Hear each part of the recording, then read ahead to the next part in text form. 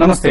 Real estate market trends గురించి ఎప్పటికప్పుడు latest updates అందించే ప్రజా ఇంజనీర్ సిండికేట్ సొంతిల్లు కార్యక్రమానికి స్వాగతం.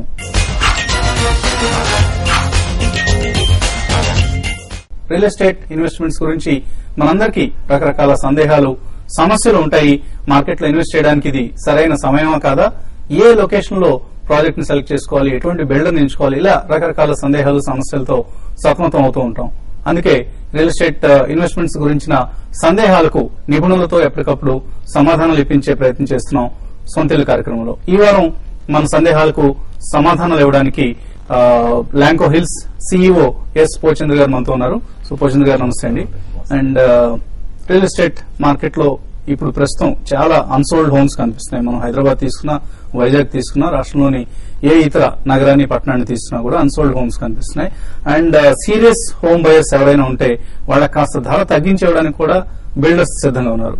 సో ఈ సమయంలో రియల్ ఎస్టేట్ మార్కెట్ లో ఇన్వెస్ట్ చేయడానికి ఇంతకంటే బెస్ట్ టైం ఇంకోటి ఉంటుందా? మీరు అన్నట్టుగా ఇది సరైన సమయం అండి ఇది. ఎందుకంటే ఎప్పుడైతే బిల్డర్స్ ఆల్రెడీ అన్సోల్డ్ ఇన్వెంటరీ విపరీతంగా మోసుకెళ్తున్నారో ఇంకా ఇది ఇంతకన్నా ఇంకా మంచి తరుణం కాదు ఇది. ఇది సరైన సమయం. వాట్ ఎవర్ డిస్కౌంట్స్ ఏది ఇచ్చినా కూడా తీసేసుకుని ఇమీడియట్ గా బై చేయడమే ముఖ్యం. హైదరాబాద్ లాంటి సిటీ మనం చూస్తే అంటే ముంబైలో చాలా ఎక్కువ కనిపిస్తుంది. సో 40 to 50 months ఇన్వెంటరీ కనిపిస్తుంది. అంటే అన్సోల్డ్ హోమ్స్ ని వాళ్ళు ఇప్పుడున్నవి అమ్మాలంటే కూడా ముంబైలో ఓ 4 సంవత్సరాలు టైం పడుతుంది. మన దగ్గర హైదరాబాద్ లాంటి చోట 15 to 24 months ఇన్వెంటరీ కనిపిస్తుంది. అంటే ఇప్పుడున్నవి కొత్తగా రాకపోయినా ఇప్పుడున్న ఇళ్లు అమ్మాలన్నా కూడా ఒక 1.5 year మినిమం పట్టేలా పరిస్థితి కనిపిస్తుంది. సో ఈ పరిస్థితిలో న్యూ లాంచెస్ ఉన్న ప్రాజెక్ట్స్ వైపు మొగ్గు చూపాలంటారా? ఎందుకంటే కొంచెం రేట్ తక్కువ ఉంటుంది న్యూ లాంచెస్ లో అయితే. అంటే కొత్తగా ప్రాజెక్ట్ కట్టేవాడు అట్రాక్ట్ చేయడం కోసం కొంచెం ధర తక్కువ పెడతాడు. అటువంటి ప్రాజెక్ట్ లో ఇన్వెస్ట్ చేయడం బెటర్ అంటారా? లేదు ఆ రిస్క్ తీసుకోవడం ఎందుకు, అవన్నీ డిలే అవుతుంటాయి ప్రాజెక్ట్స్ కాబట్టి ఆల్రెడీ సగం కంప్లీట్ అయినవి లేదా రెడీ టు ఆక్యుపై ఇటువంటి వాటిలో కొనుక్కోవడం కొంచెం ధర ఎక్కువ చెల్లించైనా ఏది బెటర్ అంటారు? దానికన్నా ముఖ్యం వాట్ ఇస్ పర్సనల్ రిక్వైర్మెంట్ ఏంటిది అన్నది ఇంపార్టెంట్ అండి. That will be driving force. Immediate గా అవసరమా లేకపోతే మనం ఇంకో 2 ఏళ్లు మనం వెయిట్ చేయగలమా అన్న దాన్ని బట్టి ఆలోచించి, ఎందుకంటే అల్టిమేట్ గా ఏ బిల్డర్ అయినా కూడా ముందు కాస్త ధర తక్కువకి ఇస్తున్నాడని మీరు అనడం నిజమే. కానీ మరి ఆ వెయిటింగ్ పీరియడ్ అయితే ఉందో దానికి కూడా క్యారింగ్ కాస్ట్ ఉంది కదా, కాబట్టి అది అక్కడికే వస్తుంది. కానీ ఇప్పుడున్న పరిస్థితుల్లో ఈ ఎకనామిక్ స్లో డౌన్ వీటన్నింటి నేపథ్యంలో బిల్డర్స్ వైపు నుంచి డిలేస్ ఎక్కువ ఉన్నాయి. ప్రాజెక్ట్ ఎగ్జిక్యూషన్ లో వాళ్ళు చాలా వెనుకబడుతున్నారు.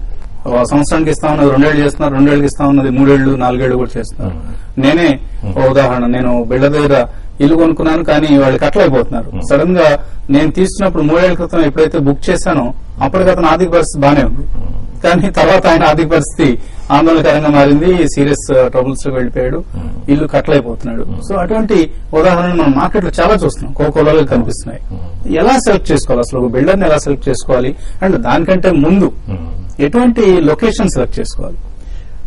Right, first I answer the builder issue అండి. బిల్డర్ బేసిక్ గా మన ఇండియాలో ఓవరాల్ గా మ్యాక్రో లెవెల్లో ఆలోచిస్తే there is a clear clarity. ప్రతి 10 సంవత్సరాలకి బిల్డర్ సైకిల్ మారుతుందండి.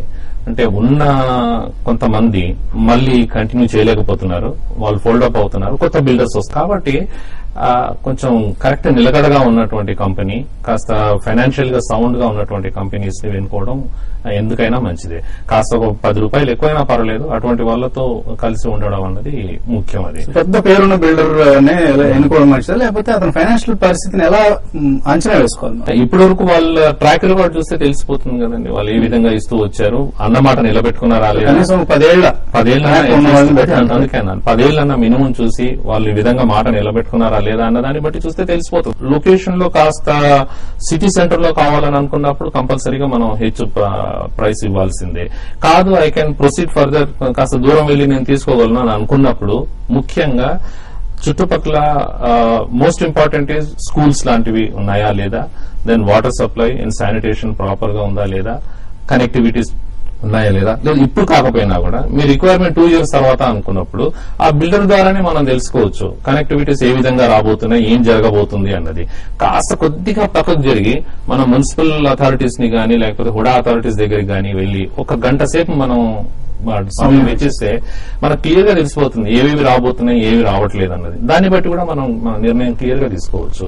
ఎందుకైనా మంచిది ఫ్యూచర్ గురించి ఎక్కువగా మనం హెడ్జ్ చేయకుండా ఇవాళ పరిస్థితులను మనం క్లియర్ గా తీసుకుని మనం ముందుకెళ్తే దేనికైనా మంచిదే. ఇప్పుడు హైదరాబాద్ ని తీసుకుంటే మనకి ఒక నిజాంపేటనో లేకపోతే ఒక నార్సింగ్ నో ఒక హయత్ నగర్ లేకపోతే ఒక మియాపూర్ ఇటువంటి ఏరియాస్ మనకి ఇప్పుడు కూడా 20 లక్షల రూపాయల రేంజ్ లో 2 గదుల ఫ్లాట్స్ వస్తున్నాయి. సో అట్లా ఎటువంటి లొకేషన్ ఎంచుకోవాలంటే మనకు అఫోర్డబుల్ గా కావాలి అనుకున్నప్పుడు ఇప్పుడు మనం అనుకున్న 4-5 ఏరియాస్.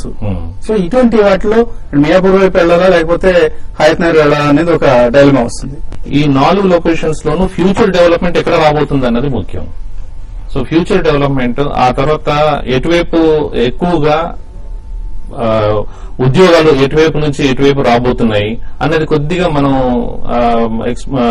ఐడియా తీసుకుంటే గనక అప్పుడు మనం క్లారిటీ తెచ్చుకోవచ్చు ఏ లొకేషన్ వైపు మనం వెళ్తే మంచిది అన్నది. కొత్తగా హైదరాబాద్ కి తీసుకుంటే ఐటీఐఆర్ అంటూ ఐటీఐఆర్ అని వస్తుంది, రింగ్ రోడ్ ఉంది, సో ఎక్స్ప్రెస్ హైవే ఉంది. ఇవన్నీ అల్టిమేట్ గా ది మైగ్రేషన్ టైం అంటే ఆఫీస్ నుంచి ఇంటికి ఏదైతే టైం ఉంటుందో ఆ టైం ఎంత తొందరగా రాగలిగితే అంత బెటర్. ఇంకోటి ఈవెన్ మెట్రో కూడా ఇటువంటివి ఈ వసతులు ఉన్నవి చూస్తూ ఉంటేనే మనకు అర్థం అయిపోతుందో అంటే ఇటువైపు ఎక్కువగా మొగ్గు చూపే పరిస్థితి ఉంది, ఇటువైపు ఎక్కువగా ప్రజలు వచ్చే అవకాశం ఉంది అని అనుకున్నప్పుడు అక్కడ తీసుకోవడం. లొకేషన్ సెలెక్ట్ చేసుకున్న తర్వాత మేబీ మీరు అన్నట్లుగా మెట్రో టెర్మినల్ మియాపూర్ లో వస్తుంది కాబట్టి మియాపూర్ సెలెక్ట్ చేస్తున్నాం అనుకున్నాం అనుకోండి, లేదా outer ring road Manikonda Narsingi వైపు ఉంది కాబట్టి అటువైపు తీసుకుందాం అనుకున్నాం. ఇంకా కొన్ని మైనర్ ఇష్యూస్ ఉన్నాయండి, మైనర్ కానీ బట్ మేజర్ ఇష్యూస్. చుట్టుపక్కల కాస్త ఇండస్ట్రీస్ లేకుండా ఉండడం అనేది ముఖ్యం, ఎందుకంటే పొల్యూషన్ అవన్నీ చాలా విపరీతంగా ఉంటాయి. దో ఆ కన్స్ట్రక్షన్ చేస్తున్నది రెసిడెన్షియల్ లొకాలిటీ అయినా కూడా దూరంలో ఇండస్ట్రీస్ ఉంటే మాత్రం అయినంత మటుకు అవాయిడ్ చేయడం. కానీ దురదృష్టవశాత్తు మనకి అర్బనైజేషన్ వలన వస్తున్న ఒక దుష్ఫలితం ఏంటంటే మనం రెసిడెన్షియల్ ఏరియా అనుకుని వెళ్లిన ప్రాంతానికే ఇండస్ట్రీస్ కూడా వస్తున్నాయి, మనం వెనకే వస్తున్నాయి. ఫర్ ఇన్స్టాన్స్ ఒక టైంలో Jeedimetla was residential locality, later it became a industrial belt. Industrial pollution తప్పించుకోవడం చాలా ముఖ్యం. ఇంకొకటి హెవీ హై వోల్టేజ్ లైన్స్ ఇటువంటివి ఉన్నవి కూడా అయినంత మటుకు వాటికి దూరంగా ఉండడం బెటర్. సొంత కార్యక్రమంలో ఇప్పుడు చిన్న విరామం.